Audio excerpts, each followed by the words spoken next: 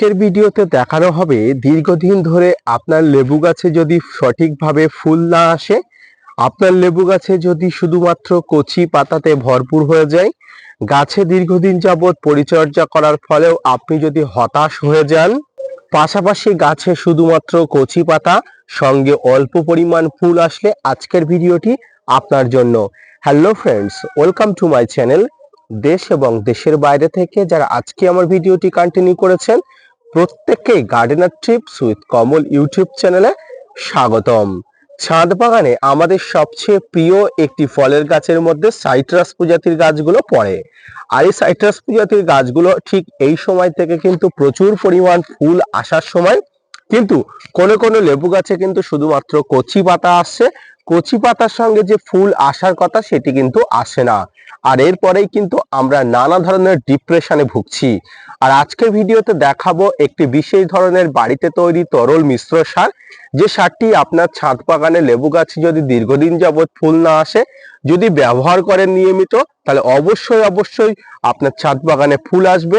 পাশাপাশি অনেক দিন যাবৎ যে সমস্ত গাছে ফুল আসে না, সেই সমস্ত গাছে একটি বিশেষ পরিমাণ টিপস ব্যবহার করবেন, সেটি একদম ভিডিও শেষে বলবো। তো সম্পূর্ণ ভিডিওটি দেখতে না স্কিপ করে কন্টিনিউ করুন।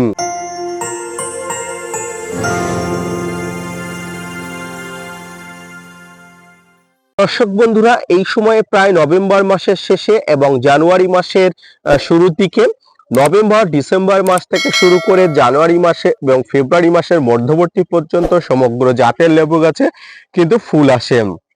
কিন্তু কখনো কখনো আমরা দেখি লেবু গাছের কিন্তু বৃদ্ধি অনেক বেশি হয়ে যায়। সেই সমস্ত গাছের বৃদ্ধিকে ত্বরান্বিত করার জন্য আপনাকে প্রথম অবস্থায় গাছের মাথা থেকে ট্রিমিং বা প্রুনিং করতে হবে। এরপরে এই ট্রিমিং বা প্রুনিং করার পরে আপনাকে একটি বিশেষ ধরনের তরল সার দিতে হবে।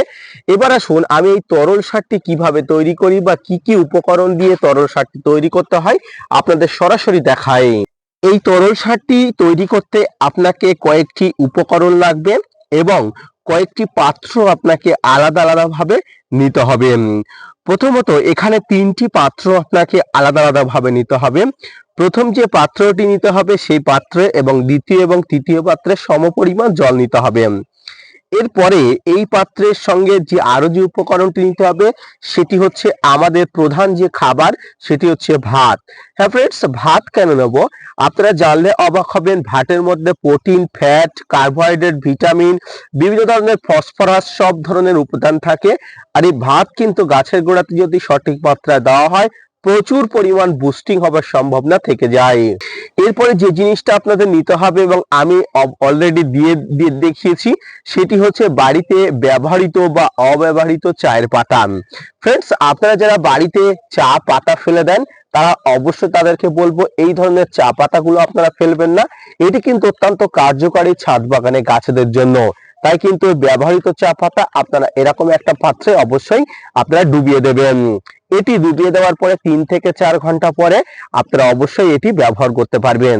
এরপরে যে ভাতের কথাটি বললাম, এই ভাতটি কিন্তু অবশ্যই এখানে ডুবিয়ে দিতে হবে।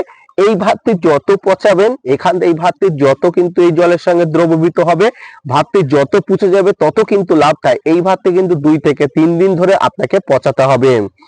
এরপরে যে জিনিসটা আপনাকে নিতে হবে সেটি হচ্ছে পটাশ সার। এই পটাশ সার এমন একটি সার, যে সার ছাদ বাগানে দীর্ঘদিন যাবৎ ফুল না আসা লেবু গাছে ব্যবহার করা হয়।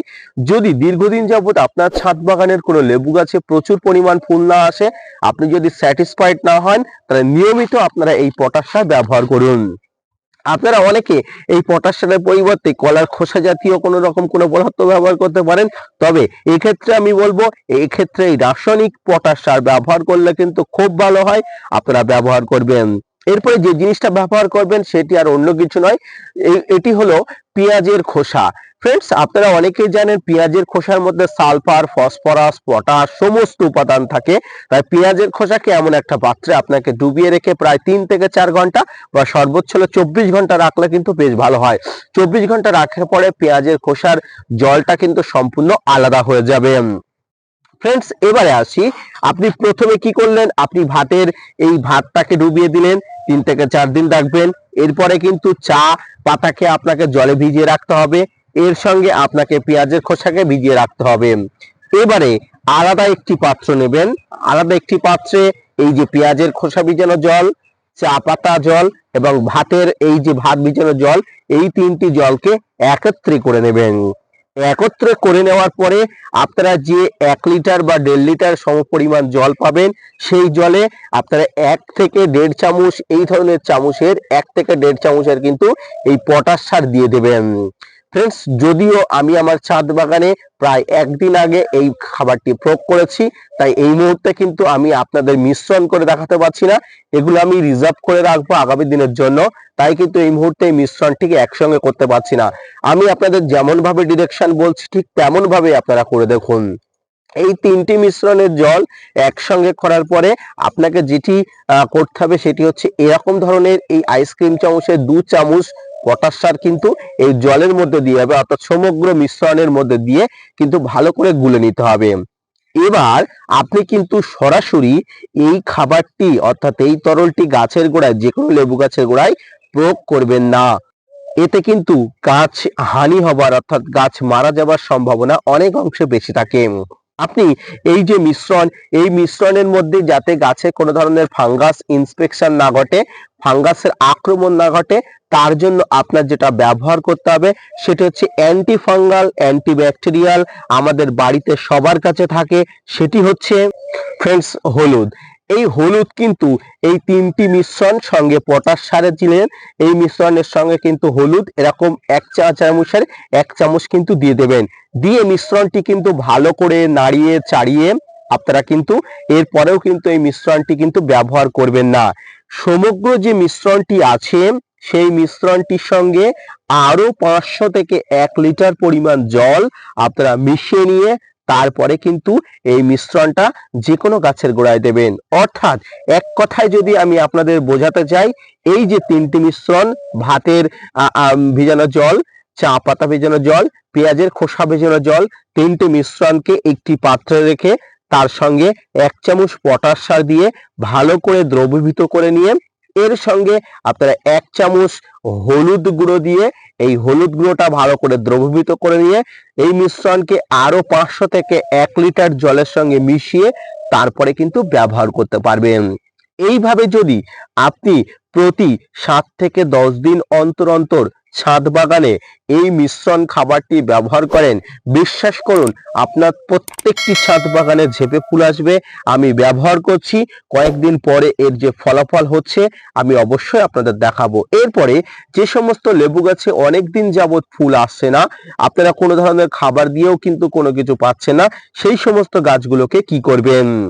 প্রথমত সেই সমস্ত লেবু গাছের গোড়া থেকে মাটি কিছুটা সরিয়ে নেবেন। মাটি কিছুটা সরিয়ে নেওয়ার পরে আপনারা এখানে কিছু পরিমাণ মিশ্র খাবার দিয়ে দেবেন। এই যে মিশ্র খাবার, এই মিশ্র খাবার দেবেন। যদিও আমি মিশ্র খাবারের প্রসেসটা একদম শেষ করে ফেলেছি, তাই কিন্তু দেখাতে পাচ্ছি না। আপনারা যদি গাছের গোড়াটা দেখেন অবশ্যই দেখতে পাবেন গাছের গোড়াতে মিশ্র খাবার দেওয়ার প্রসেস শেষ হয়ে গেছে। এবারে এই মিশ্র খাবার দেওয়ার পরে আপনারা যে জিনিসটা দেবেন সেটি হচ্ছে ডিমের খোসা গুঁড়ো করা। এই ডিমের খোসায় কিন্তু প্রচুর পরিমাণ ক্যালসিয়াম থাকে।